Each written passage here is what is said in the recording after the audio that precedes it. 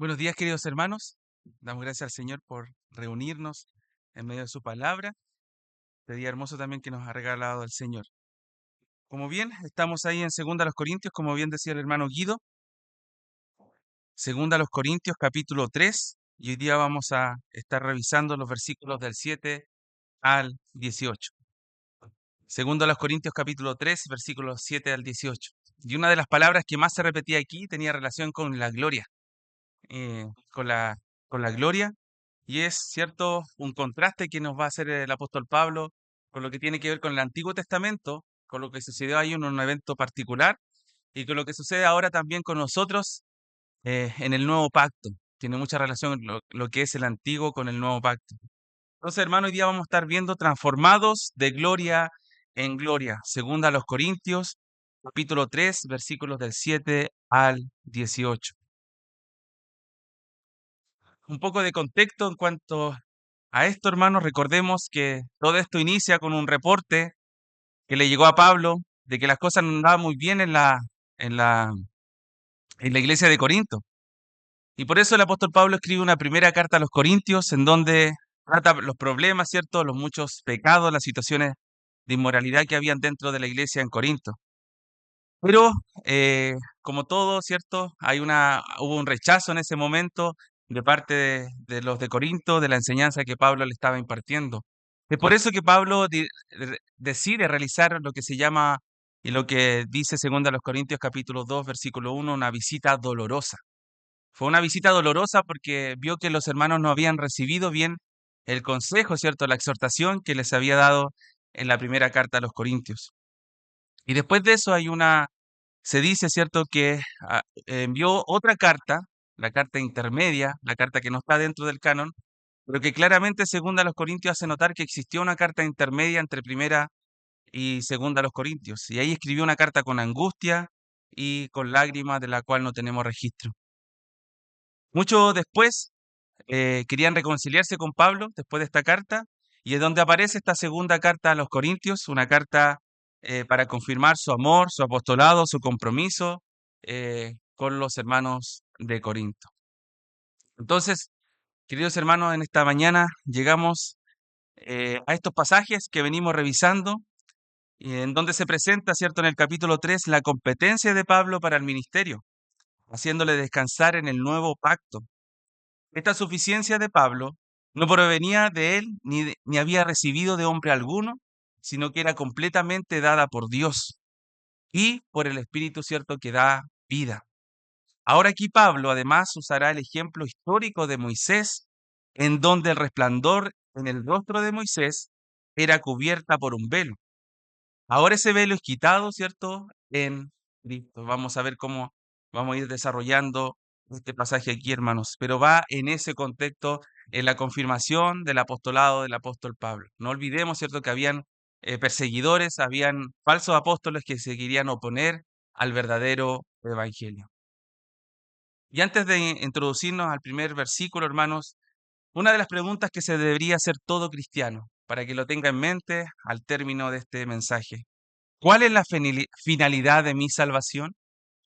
¿Cuál es la finalidad de mi salvación? Cada creyente debe saber cuál es la meta de su salvación. No estamos meramente para esperar un día estar con el Señor.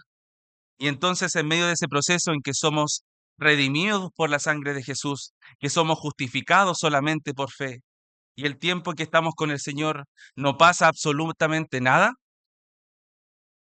¿Ese es el objetivo? ¿Solamente estar aquí? ¿Ya somos salvos y listo y esperamos hasta la venida del Señor? ¿No va a pasar nada?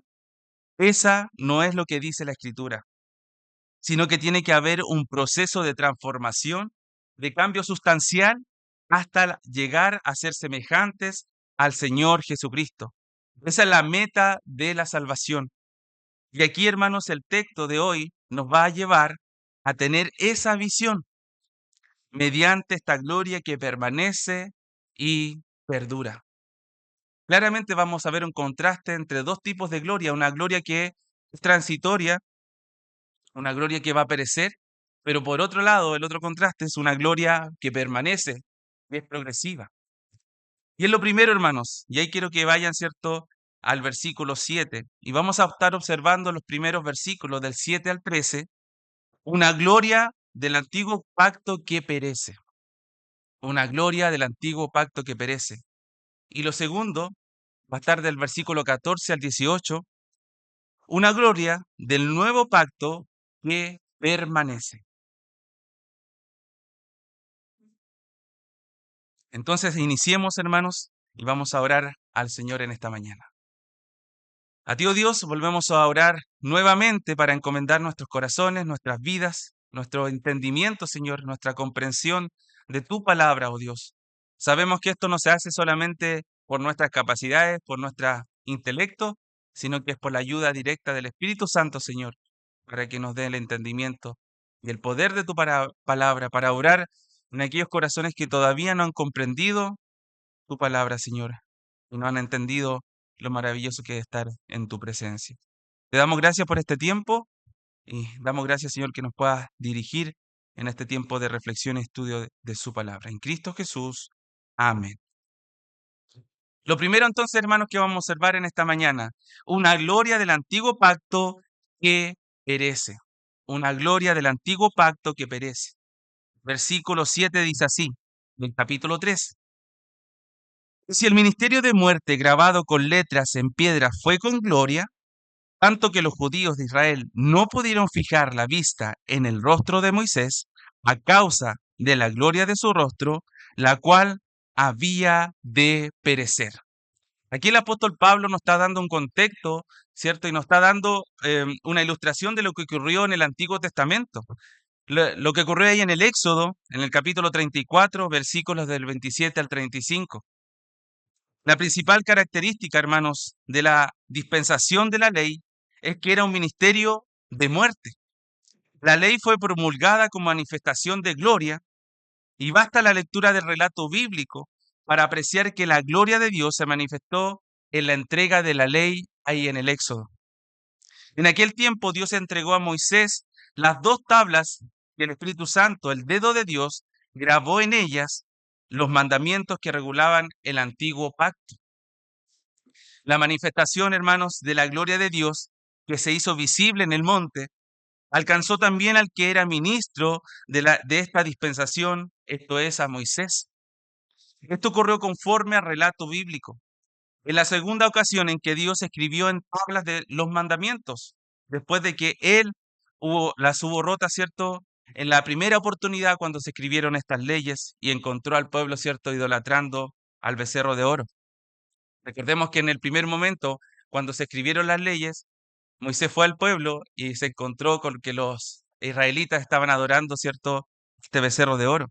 Entonces, estas segundas tablas expresa la disposición divina, tener gracia para con su pueblo, a pesar del pecado cometido y de que continuamente volverían a cometer pecado.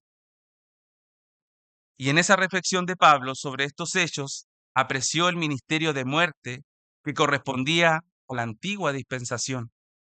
Es más, no solo espiritualmente hablando, como consecuencia de la comisión del pecado, sino también según la realidad histórica que pone de manifiesto que Dios condenó a muerte en el desierto, cierto, a todo su pueblo desobediente, a todos los mayores de 20 años, cierto, que no entraron finalmente a la tierra prometida.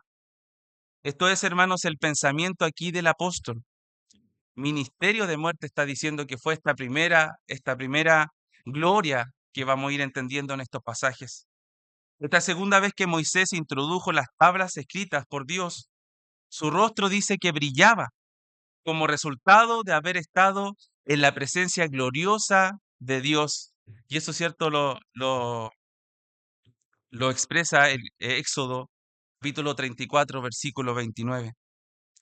Sin embargo, esa gloria, como el mismo antiguo pacto, era transitoria, hasta el punto de tener Moisés necesidad de poner un velo sobre su rostro para que no se apreciara la transitoriedad de aquella gloria que era totalmente pasajera. Dice el versículo 7, y si el ministerio de muerte grabado con letras en piedra fue con gloria, ¿cierto? Ahí entendemos que ese momento sí fue con gloria, tanto que los hijos de Israel no pudieron fijar la vista en el rostro de Moisés a causa de la gloria de su rostro, la cual había de perecer. Aquí el apóstol Pablo nos está llevando a entender, hermanos, que esta gloria del Antiguo Testamento iba a perecer, no iba a ser perdurable, porque vamos a entender con el versículo que sigue que esta gloria finalmente era un ministerio de muerte. Versículo 8. ¿Cómo será más bien con gloria el ministerio del Espíritu? Aquí está el otro ministerio. No solamente, ¿cierto?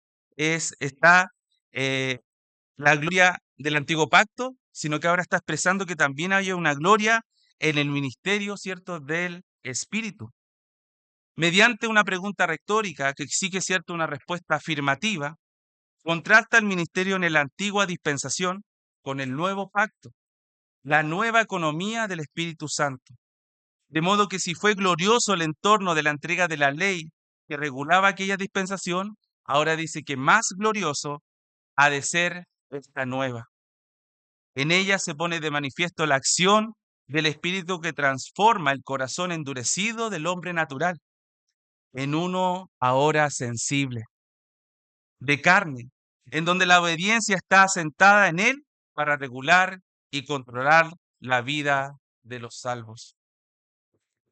Hermanos, el glorioso ministerio del Espíritu no supone que él no hubiese estado presente en el tiempo del Antiguo Testamento, pero luego de su descenso en Pentecostés, está en cada uno de los creyentes, operando en ellos el programa divino y de reproducir, ¿cierto?, en cada uno la gloria de Jesús. Versículo 9. Porque si el ministerio de condenación fue con gloria, mucho más abundará en gloria el ministerio de justificación. Aquí otra vez ese contraste. Perdón, hermano. Hace un poco de calor aquí. Ahí sí. Nuevamente, versículo 9. Porque si el ministerio de condenación fue con gloria, mucho más abundará en gloria el ministerio de justificación. Aquí está el contraste totalmente claro, hermanos. Hay un ministerio del Antiguo Testamento, del Antiguo Pacto. Ese ministerio dice aquí que era de condenación, dice que fue con gloria. ¿Cómo va a ser este nuevo pacto? Este nuevo pacto, mucho más cierto, con gloria, el ministerio de justificación. Ahora ya no es de condenación, sino que ahora es un ministerio de justificación. La gloria acompañada la manifestación de un ministerio de condenatorio. Por la ley es el conocimiento del pecado. La ley señalaba la culpabilidad del hombre en su condición de esclavo. La ley lleva fruto para muerte. La ley demanda la condenación al pecador. Ese es el antiguo pacto. Esa es la gloria, ¿cierto? El ministerio de condenación. Al contrario, el nuevo pacto, hermanos, descansa en un ministerio de justificación. Y por la gracia del Señor en ese estamos nosotros. Cristo no vino para condenar, sino que vino para salvar. La justificación del pecador se alcanza no por ritos legales o religiosos, sino por la fe. Justificar es una declaración divina de inculpabilidad, basada, hermanos, en la extinción de lo demandado por causa del pecado, a causa de la obra expiatoria y sustitutoria de Cristo. Cristo es hecho justificación para todo el que cree. Esa es la diferencia, hermanos, con el ministerio de condenación del Antiguo Testamento. Ahora es un ministerio de justificación. El pecador salvo está posicionalmente, sentado con Cristo en lugares celestiales. La consecuencia final es que el ministerio del nuevo pacto, hermanos, es mucho más glorioso que el antiguo. El antiguo pacto señalaba la venida de una justicia perdurable. Esa justicia se manifestó en el Mesías. La justicia de Dios, esto es la que Dios otorga por la fe, es posible por la obra de Cristo en la cruz. Esta justicia es imputada a todos los que creen. Indudablemente, hermanos, es un ministerio de gloria. O sea, si prefieres decir, ¿cierto? Un ministerio totalmente glorioso que nos alcanza a nosotros hoy también. Versículo 10. Porque aún lo que fue glorioso no es glorioso en este respecto, en comparación con la gloria más eminente. El apóstol Pablo sigue insistiendo en esto, hermanos. Es muy categórico en volver a insistir la diferencia de lo que fue antes con lo que es ahora. Porque dentro de los problemas que habían ahora y lo que Pablo quería, cierto, confirmar, que era la relación con su apostolado, habían muchos opositores todavía. Habían falsos apóstoles que se querían oponer al mensaje de Pablo y querían introducir, cierto, tradiciones legalistas o del pacto antiguo y querían llevarlo ahora a la nueva realidad.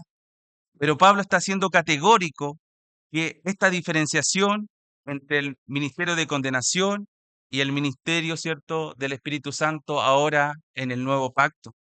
Por eso que vuelvo a insistir con lo mismo en el versículo 10. Otra vez repito, porque aún lo que fue glorioso no es glorioso en este respecto, en comparación con la gloria más eminente. El nuevo pacto es tan superior al antiguo que éste deja de ser glorioso a su lado.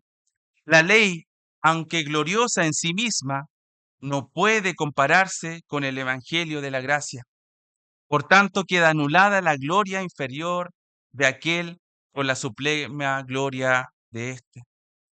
De otro modo, hermanos, la gloria que rodeó el ministerio de condenación es como nada en comparación con la nueva gloria en el Espíritu. El apóstol afirma que la gloria del nuevo pacto es más eminente que el del antiguo. Eminente tiene que ver con que sobrepasa, excede. Esa es la, Eso es lo que quiere, que quiere que notemos el apóstol Pablo en estos pasajes, hermanos, que podamos notar el alcance que tiene esta nueva gloria en el Espíritu Santo. Versículo 11. Porque si lo que perece tuvo gloria, porque sí, en ese momento fue real y Moisés tuvo gloria, ¿cierto? Recibió esa gloria del Señor y su cara resplandecía. Mucho más glorioso será lo que permanece. Y ahí está esta diferenciación y este contraste que vemos aquí. La gloria, cierto, que perece, se termina, porque es un ministerio de condenación que finalmente a todo hombre lo está llevando a muerte. El antiguo pacto fue temporal, pero el nuevo es eterno. Esa es la diferencia. Por consiguiente, hermanos, si la gloria que acompañó la manifestación del antiguo, mucho más ha de ser la que acompaña al nuevo. La ley tenía un tiempo breve de existencia como elemento expresivo de la voluntad de Dios, mientras que el Evangelio será proclamado hasta el fin del mundo. Sin embargo, una diferencia se debe apreciar aquí. El apóstol dice que la ley era a través de o incluso mejor con gloria, pero el Evangelio, el mensaje del nuevo pacto, es en gloria. La gloria de la salvación en Cristo es la base del mensaje, hermanos, del Evangelio. Dice Colosenses 1:13, nos ha librado de la potestad de las tinieblas y trasladado al reino de su amado Hijo. Eso es totalmente glorioso en este momento, esta verdad que dice en su palabra el Señor. Los judaizantes, como les decía hace un rato, entre los que estaban estos falsos apóstoles, llegados a Corinto, desde el judaísmo, ¿cierto? Pretendían restablecer la ley. Por eso que el apóstol Pablo insiste tanto con esto y que se pueda entender este nuevo pacto, que es el ministerio, ¿cierto?, de muerte, con lo que se anulaba la gracia de la libertad en Cristo y de la seguridad, ¿cierto?, de salvación. Por esa causa, el apóstol dedica espacio para afirmar que esta verdad puesta está, ¿cierto?, finalmente está siendo dicha por estos adversarios. Y él es reiterativo para que los hermanos puedan entender que esto no es cierto conforme a lo que la palabra les estaba diciendo en ese momento. Hermanos, mientras que la ley ceremonial concluyó y los sacrificios simbólicos se extinguen en la realidad absoluta del sacrificio de Cristo, la gracia, fundamento de la salvación y núcleo del Evangelio, permanecerá eternamente en la presencia de Dios, en los cielos nuevos y en la tierra nueva. El antiguo pacto concluyó, pero el nuevo pacto nos ofrece eternidad, nos ofrece algo que nos va a transformar constantemente de gloria en gloria hasta la presencia del Señor. Versículo 12. Así que teniendo tal esperanza, usamos de mucha franqueza, dice, y no como Moisés, que ponía un velo sobre su rostro para que los hijos de Israel no fijaran la vista en el fin de aquello que había de ser abolido. La oración es continuada del texto anterior, con el uso, ¿cierto?, de esta palabra, pues, de manera que la esperanza que tiene es aquella que habló antes.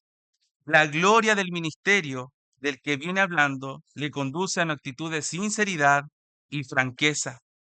La esperanza del apóstol es que su ministerio apostólico produzca fruto en los creyentes y en quienes están entendiendo las verdades del Evangelio. Por tanto, en base a la confianza que tiene, usa mucha franqueza, dice aquí, cuando escribe todo esto. Y esta franqueza tiene que ver con la valentía y con el denuedo con el que el apóstol Pablo estaba hablando aquí. Los opositores de qué lo acusaban el apóstol Pablo? De dureza. Pero él le indica que no es dureza, sino que es franqueza en la esperanza. Es franqueza en la esperanza. Y como dice versículo 13, y no como Moisés, que ponía un velo sobre su rostro para que los hijos de Israel no fijaran la vista en el fin de aquello que había de ser abolido. ¿Qué hace aquí el apóstol Pablo? Otra vez retorna nuevamente a la acción que había hecho Moisés. Hacía cubrirse el rostro ante el pueblo para que no hubiese la desaparición, cierto, de la gloria que se reflejaba en su rostro cuando estaba en presencia de Dios, cierto, entre los israelitas. En esa acción física histórica, Pablo encuentra un significado espiritual importante. Moisés cubría el rostro con un velo y era un símbolo del carácter transitorio del antiguo pacto, del que era cierto ministro. La verdadera luz del Evangelio de la gracia brillaba ocultamente en la antigua dispensación. No significa que la salvación entonces fue limitada o estuviese sujeta a algo más que la fe en lo que Dios decía. Siempre el hombre fue salvo por la gracia mediante la fe, pero la revelación divina de las realidades presentes en el nuevo pacto eran como sombras y figuras de lo que venía en Cristo y se predicaba en el Evangelio. De manera, hermanos, que Pablo y sus colaboradores nada tenían que ocultar de la gloria del mensaje, porque esa gloria no desaparecía en el tiempo como ocurría en el ministerio del antiguo pacto. La ocultación, hermanos, de este brillo del rostro desaparecía. Era un símbolo adecuado a su ministerio. Era momentáneo, como dice el versículo 13, para que los hijos de Israel no fijaran la vista en el fin de aquello que había de ser finalmente abolido, algo que se iba a desvanecer e iba a terminar, iba a perecer, como bien nos dice este pasaje. Por eso, hermanos, que el ministerio de condenación, ese ministerio que va en cuanto a la ley, en cuanto al antiguo pacto, es un ministerio que finalmente perece. Y eso tenía que quedarles muy en claro a los oyentes de Corinto, para que finalmente estos falsos apóstoles, estos falsos hombres que querían introducirse en la iglesia, finalmente no llevaran, cierto, otra vez este ministerio que iba con la ley, con ser legalistas, con finalmente a través de las obras finalmente poder tener salvación. El ministerio del nuevo pacto es totalmente diferente. No necesita nada de nosotros, porque todo lo que puede salir de nosotros finalmente va a perecer. Pero lo que viene del Espíritu Santo es lo que permanece y lo que finalmente nos lleva a gloria. Y es lo segundo que quiero que notemos de los versículos 14 al 18. Una gloria del nuevo pacto ahora que permanece. Sin duda el apóstol Pablo, con todos estos contrastes que nos ha dado, ¿cierto?, en los versículos anteriores, claramente ya nos ha mostrado que la gloria del nuevo pacto permanece y es perdurable y es eterno, y que la del antiguo pacto pereció, pero ahora va a ser mucho más categórico y más insistente con esta idea. Versículos del 14 al 18. Iniciemos con el 14, dice así: pero el entendimiento de ellos se embotó, porque hasta el día de hoy, cuando leen el antiguo pacto, les queda el mismo velo no descubierto, el cual por Cristo es quitado. Pero el entendimiento de ellos se embotó. Eso tiene que ver, hermanos, con que su entendimiento se endureció. Endurecer, petrificar. Y ahí me acordaba de la palabra vitrificar, que tiene que ver con ese sellado que uno hace. Y si uno tira agua, por ejemplo, a una base que uno le echó mucho vitrificante, el agua no pasa. Hasta ese punto se llegó el corazón de las personas. Se endureció. No había nada que pudiera pasar, sobrepasar a ese endurecimiento. Y eso es lo que está diciendo aquí el apóstol Pablo. El entendimiento de ellos se embotó, porque hasta el día de hoy, cuando leen el antiguo pacto, les queda el mismo velo no descubierto, el cual por Cristo es quitado. El entendimiento de ellos se endureció como piedra, se volvió piedra, insensible e incapaz de entender. El apóstol afirma que ellos hablan con franqueza el mensaje del Evangelio, pero no era comprensible, ¿cierto?, para los judíos. Tomando nuevamente el ejemplo del velo que Moisés ponía sobre su rostro para poder dirigirse hacia los israelitas, hermanos, está este sentido espiritual. Ellos estaban viviendo una ceguera espiritual y es lo que quiere que nosotros apuntemos aquí el apóstol Pablo. Cuando leen el antiguo pacto, les queda el mismo velo no descubierto. Leen, pero no entienden finalmente lo que leen. Necesitan finalmente de la obra del nuevo pacto, de este nuevo pacto que ahora actúa en el corazón y finalmente nos da el entendimiento. Y la única forma en que ahora se puede hacer es mediante Cristo Jesús, el único que puede quitar ese velo. Versículo 15. Y aún hasta el día de hoy, cuando se lee a Moisés, el velo está puesto sobre el corazón de ellos. Cada sábado una porción del Pentateuco era leída en las sinagogas de los judíos. Pero a pesar de ser la palabra de Dios, inspirada, no surtía el efecto alguno en los oyentes porque un velo estaba puesto sobre ellos. No solo sobre su entendimiento, como se aprecia en el versículo anterior, sino sobre su corazón. Y uno podría estar meditando en esto y leyendo esto y se da cuenta cuántas veces o cuántas veces usted vivió esto mismo. Estando en la misma iglesia, cuántas veces el velo lo tenía ciego, lo tenía cubierto. Escuchaba la palabra del Señor, escuchaba el mensaje de Dios desde las Escrituras, pero no había comprensión de ella, no había entendimiento de ella. Y esto también puede estar pasando ahora en algunos de ustedes. Puede estar siendo sordo al mensaje de la palabra del Señor. El pueblo de Israel, por tener cubierto con un velo de incredulidad sus corazones y seguir su justicia abandonando, o tal vez mejor rechazando y con ello despreciando la justicia de Dios, no puede alcanzar la justificación y por lo tanto la salvación. A pesar que leían la ley, A pesar que tenían conocimiento de Dios a través, cierto, del Pentateuco, ellos finalmente su corazón no pasaba nada en ellos. Su corazón seguía endurecido, seguía petrificado. Pero dice el versículo 16, pero cuando se conviertan al Señor, el velo se quitará. Cuando se conviertan al Señor, el velo se quitará. Es preciso entender bien esta última oración. No es que el velo será quitado cuando se conviertan, es la absoluta verdad, sino que se convierten cuando el velo es retirado por Dios mismo y nunca más afectará a la comprensión espiritual de ellos. Nunca más afectará, hermanos, a la comprensión espiritual de ellos.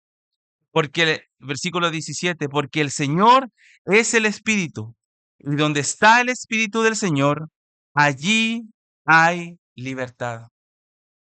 Mire, pongamos atención a este pasaje, dice, porque el Señor es el Espíritu, y donde está el Espíritu del Señor, allí hay libertad. No había nada en el antiguo pacto que vigorizara la obediencia. La ley era, la ley era un carcelero que encerraba a los pecadores y los condenaba a muerte en el infierno. Pero el nuevo pacto libera por medio del poder del Espíritu que vivifica. Cuando Pablo, hermanos, declara que el Señor es el Espíritu, afirma enfáticamente la divinidad del Espíritu Santo. Afirma aquí entonces la divinidad del Espíritu Santo. El mismo Dios que entregó el antiguo pacto, dio el nuevo pacto. Es el mismo, no es otro Dios. El Yahvé Todopoderoso del Antiguo Testamento es el mismo que en el nuevo pacto da libertad de los intentos inútiles de obtener la salvación por medio del cumplimiento de la ley. Quien da libertad entonces de la salvación a los creyentes arrepentidos de todas las épocas es el mismo Espíritu del Señor. Libertad de las ataduras de la ley, de Satanás, del miedo, del pecado y de la muerte. Eso lo hace el Espíritu del Señor, como bien dice aquí Pablo. Esta verdad, hermano, expresa en la brevedad de una sola frase que conduce y vincula con el siguiente, y donde está el Espíritu del Señor, allí dice aquí, hay libertad. Esa es la única forma ahora que podemos tener libertad, por medio de Cristo y la obra del Espíritu Santo en la cruz. No hay ninguna obra, no hay ningún mérito propio que nosotros podamos hacer para obtener esa libertad que ahora es en Cristo Jesús. La misión del Espíritu en relación con los creyentes es la de reproducir a Cristo en la vida del cristiano para cumplir el propósito que Dios ha determinado. Que todos seamos conformes, ¿cierto? Como dice Romanos 8:29, conformados a la imagen de su Hijo. Vivir en libertad es vivir la vida de Cristo en nosotros, por cuya vinculación el creyente es verdaderamente libre. Es la única forma que ahora podemos tener libertad y no estar, ¿cierto?, condenados a muerte. En la ley, si queremos cumplir la ley y decimos que por obras finalmente podemos alcanzar el reino de Dios, va a ser totalmente imposible, totalmente imposible. Solamente por medio de Cristo y su sacrificio en la cruz podemos llegar a obtener eterna redención. Versículo 18. Por tanto, nosotros todos, mirando a cara descubierta, como en un espejo, la gloria del Señor, somos transformados de gloria en gloria, en la misma imagen como por el Espíritu del Señor. Este pasaje es tremendamente maravilloso. El apóstol estuvo recordando que Moisés, hermanos, tenía que cubrir su rostro después de estar en la presencia gloriosa del Señor. Sin embargo, a todos los creyentes, sin excepción, el velo de la ley les ha sido quitado. Ni siquiera ellos se lo quitaron. sino que se les ha sido quitado. Y pueden ver sin reserva alguna la gloria del Señor. Si en un momento de su vida usted ahora ya no tiene esa ceguera espiritual y puede ver y puede entender la Escritura, la gloria es para el Señor, porque solamente Él pudo hacer esta obra. Esa gloria es la que se descubre como cuando se ve el rostro personal en un espejo. Esa es la ilustración aquí. Esto indica verse uno mismo en el espejo, de modo que al contemplarse espiritualmente hablando, el creyente descubre que está reflejando y por lo tanto manifestando la gloria del Señor. Está Cristo delante de nosotros. Está Cristo puesto delante de nosotros. No somos nosotros ahora, es Cristo en nosotros. Mientras que en Moisés la gloria del Señor se desvanecía pronto, en los creyentes permanece y puede ser vista sin limitación alguna. La verdad es que Cristo refleja su gloria en la vida de los cristianos y en cierta medida pueden ver a Jesús en cada uno.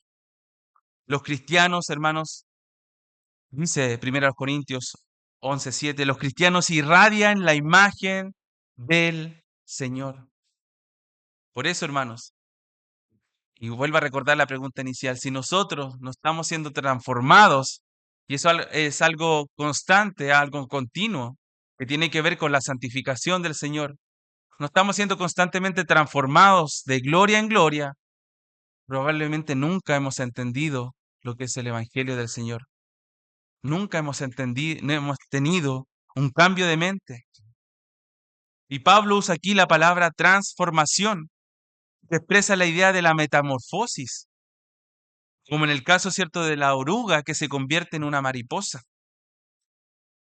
Tuvo origen en el pasado, al momento del ejercicio de la fe, pasando ahora de muerte a vida. ¿Qué dice Efesios? Acompáñenme ahí. 2, versículos del 4 al 6. Efesios 2, del 4 al 6.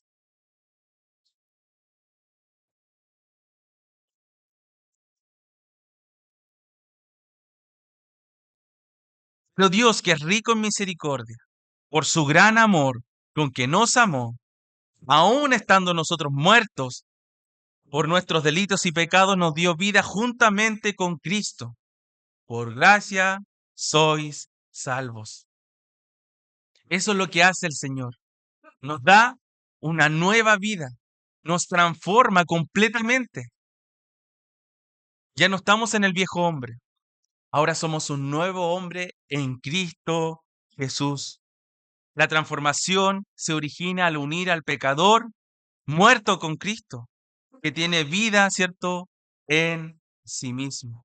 En esa acción, la transformación comprende también el perdón de los pecados y la dotación de un nuevo corazón por la obra regeneradora del Espíritu Santo.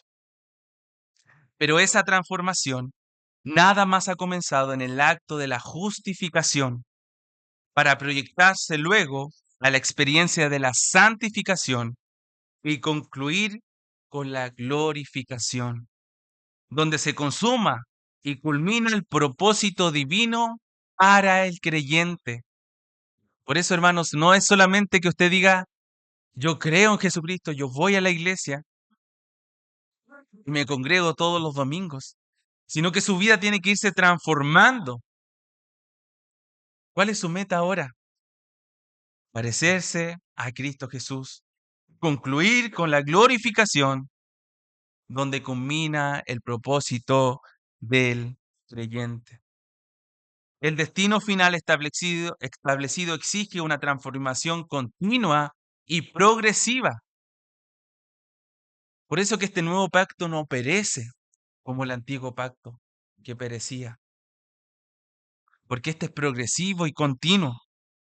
De modo que los salvos se han hecho conformes a la imagen de su Hijo, Jesucristo, lo que equivale a que adquieran la forma, la imagen de Jesucristo, Entender, hermanos, esto escapa, ¿cierto? Por supuesto, de nuestra comprensión humana.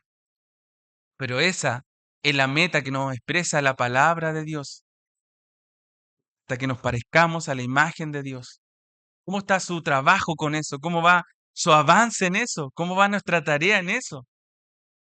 Muchas veces estamos detenidos y no estamos avanzando y no nos estamos pareciendo cada día más al Señor.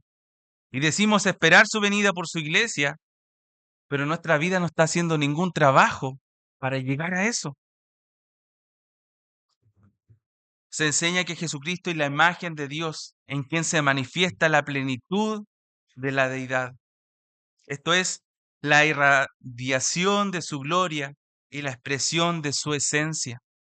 En Cristo, que es la imagen de Dios, hemos sido puestos los creyentes, no solo en posición, sino también en comunión de vida. Esto implica ya no una transformación en una naturaleza compatible y amoldable a la divina en la que participamos. La transformación a la imagen del Hijo permite al cristiano reflejar en el mundo la gloria de Dios en una transformación progresiva que opera el Espíritu Santo en cada uno. Ahora, cuando nosotros podamos hacer algo bueno, entendemos que no es por nuestra capacidad, entendemos que no es por nuestro intelecto, em, nuestro talento, sino que finalmente es porque es la obra de Cristo que nos está transformando en nosotros. Si algo bueno puede salir de nosotros, la gloria es para el Señor y no para nosotros. Esta transformación es progresiva, como dice el versículo 18, de gloria en gloria, como enseña también en otros lugares de la Escritura, Romanos 12:2, Filipenses 3:10, Colosenses 3:10. El propósito que establece la predestinación para aquellos a quienes Dios llama, es decir, los salvos, alcanzará el objetivo final de la glorificación, en donde Dios transfigurará el cuerpo de los creyentes para que se conformen plenamente al cuerpo de la gloria de Jesucristo. Filipenses 3:21. De manera que, como dice 1 Corintios 15:49, así como hemos traído la imagen terrenal, traeremos también la imagen del celestial. No solamente nuestro espíritu es renovado, no solamente hay un cambio espiritual en nosotros ahora, sino que también nuestros cuerpos serán también nuevos, nuevas criaturas para la gloria de Dios. La transformación de gloria en gloria contrasta con una vida en la esfera de perdición, de mal en mal. Es que el que está fuera de la gloria del Señor, el que está fuera de este nuevo pacto, claramente va de mal en mal. Es solamente notarlo en el mundo, cómo va el mundo. Va de peor en peor, mal en mal. No hay mejoría, no hay algo mejor, n- ni moralmente correcto. Cada día es peor, es peor. Pero para el creyente es todo diferente. La transformación es en gloria, en gloria. La transformación se hace visible realmente. De delante del creyente, la imagen de Jesús. Los ojos de la fe permiten recibir claramente la imagen de Él. Luego cada cristiano se ve en el espejo de la Escritura y aprecia que se va pareciendo más cada día al Señor Jesucristo. ¿Y cuál es el agente divino de todo esto? De esta transformación, hermanos. Es el Espíritu Santo. No es que usted ahora es creyente y dice, bueno, el Señor ya me rescató, ahora soy salvo, entonces ahora yo puedo tomar todas las decisiones y puedo decidir no pecar, chao con mis luchas que tenía y listo, se acabó y ahora soy un hombre totalmente feliz y lleno de gloria en el Señor. No, seguimos necesitando aún más a nuestro Señor. Lo seguimos necesitando para poder seguir siendo transformados de gloria en gloria. Y el agente divino que lleva esto es el Espíritu Santo. Él es el que hace esto en nosotros, el Espíritu, como dice aquí, del Señor. El cambio transformador del Espíritu orienta al creyente a las cosas de arriba, a las cosas de arriba. El Espíritu Santo está morando en nosotros, pero eso no se queda solamente ahí. Nosotros tenemos que ser llenos del Espíritu Santo. ¿Y cómo podemos ser llenos del Espíritu Santo?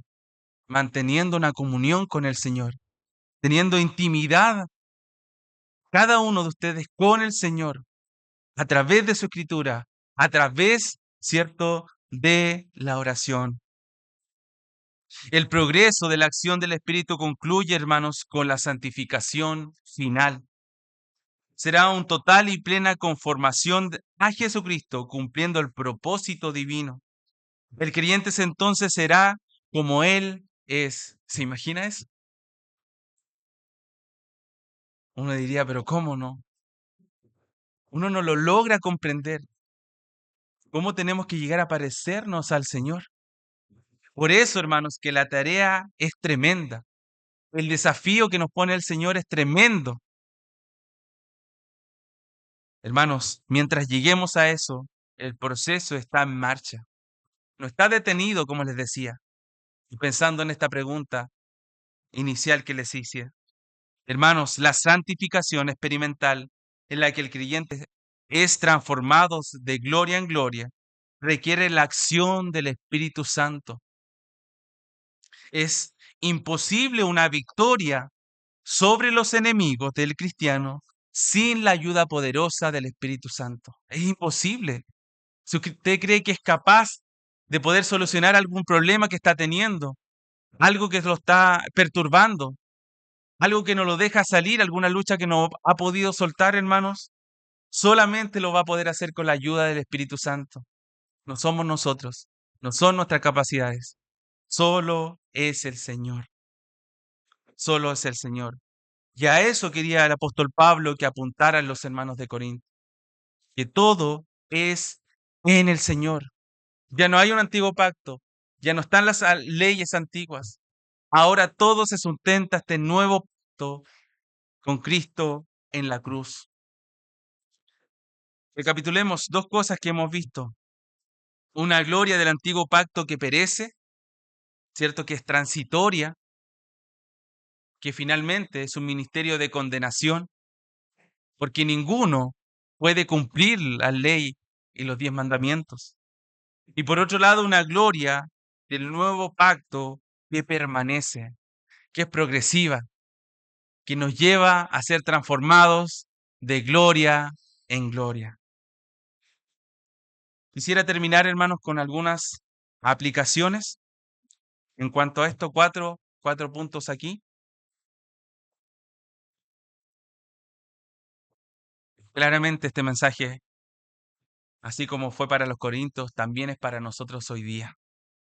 Lo primero, la vida victoriosa no tiene que ver con el cumplimiento de formas o el acatamiento de normas, sino en vivir personal y directamente en Cristo por la acción del Espíritu Santo.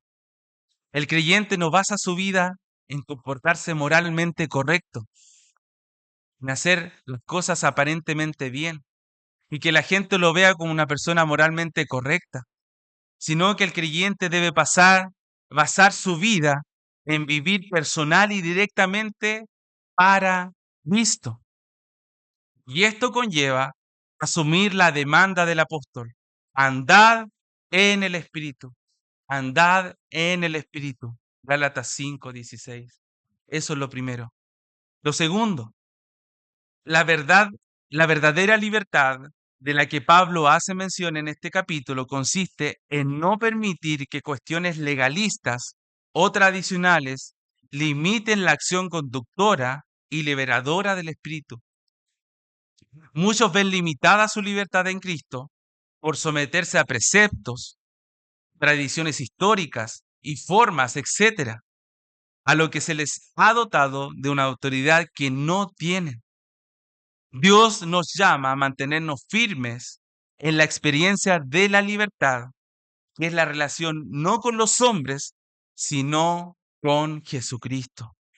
Y otra vez, hermanos, esto solo es posible si vivimos bajo el control del Espíritu Santo. Si vivimos bajo el control del Espíritu Santo, no hay otra forma. No hay otra forma. Necesitamos al Espíritu Santo.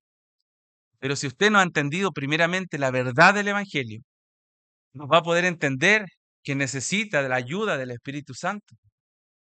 Y eso es lo que tiene que ver con el tercer punto aquí. Y les hago una pregunta. Recordando lo que sucedió con Moisés, recordando lo que produce finalmente esta gloria transitoria. ¿Tú puedes decir que ya puedes ver o todavía tienes puesto ese velo de ceguera espiritual? ¿Continúas ciego? Si yo puedo decir que puedo ver, es solo por la gracia de mi Salvador. ¿Tú la entiendes? ¿Tú estás entendiendo la gracia del Señor? No solamente una forma de congregarse, una forma de venir a la iglesia, una forma de tener una Biblia, de venir a jóvenes, ¿cierto? De venir a orar el día jueves, de venir el domingo al culto principal, de a veces inclusive pedir hasta eh, consejo al pastor. ¿Estás viviendo solamente por esas normas y preceptos? ¿O finalmente el velo se te ha quitado y ahora puedes ver y puedes comprender la verdad salvadora de nuestro Señor? ¿Estás cubierto con un velo de incredulidad en tu corazón? ¿Se lo ha preguntado? ¿Cómo está su corazón? ¿Está entendiendo las verdades del Señor? Y que no se trata solamente de formas de hacer las cosas, sino que se trata de nuestro corazón y de nuestro entendimiento de la verdad del Evangelio del Señor. Y por el contrario, lo cuarto se lo planteo de otra forma. Si ya puedes ver, estás apuntando a la respuesta de la pregunta inicial que hice aquí. ¿Cuál es la finalidad de mi salvación, de tu salvación? ¿Cuál es la finalidad de eso? ¿Está reflejando esa transformación de gloria en gloria cada día, que es por medio de la santificación en el Espíritu? Si no es así, pídesela, pídesela, inclina tu rostro y clama al Señor que te llene del Espíritu Santo por medio del estudio íntimo con Él, que nos ayude a pasar tiempo en la Escritura y digamos que estamos siendo transformados de gloria en gloria para nuestro Dios. Pídeselo al Señor. Arrodíllate ante el Señor y pídele que te llene de su Espíritu Santo para poder caminar en obediencia y en gloria para nuestro Dios. ¿Dónde está tu refugio? ¿En cosas de este mundo? Y no es que yo no las tenga. Yo también soy parte de esto. Pasatiempos, dinero, comida, las redes sociales, el trabajo. ¿Dónde están las cosas que te refugian? ¿Dónde estás pasando tu tiempo? ¿Cuánto le estamos dedicando a las cosas terrenales y no a las cosas eternas, a las cosas que perduran? Necesitamos cada uno de nosotros la ayuda del Espíritu Santo y pedírselas, hermanos, en humillación y en relación íntima con el Señor. Busquémoslos, aunque a veces no queramos, busquémoslos a través de la Escritura. Leamos nuestra palabra, la palabra de Dios. Oremos al Señor, aunque no lo queramos hacer, hagámoslos, porque de esa forma vamos a estar llenos del Espíritu Santo y que el Espíritu Santo nos ayude a escondernos y refugiarnos cada día, no en este mundo, no en las cosas pasajeras, sino en las cosas de arriba, en las cosas que permanecen y que perdurarán. Oremos al Señor.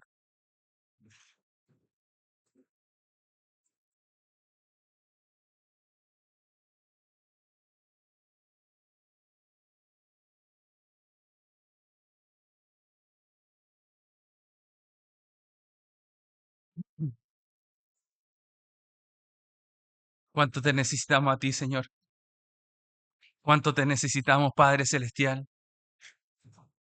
Llénanos de tu Espíritu Santo, que Que tu palabra constriña nuestros corazones, nuestro entendimiento, nuestra comprensión, nuestros pensamientos, que podamos ser llenos del Espíritu Santo y podamos ser victoriosos, no porque nosotros lo logramos, sino porque tú, Señor, lo lograste.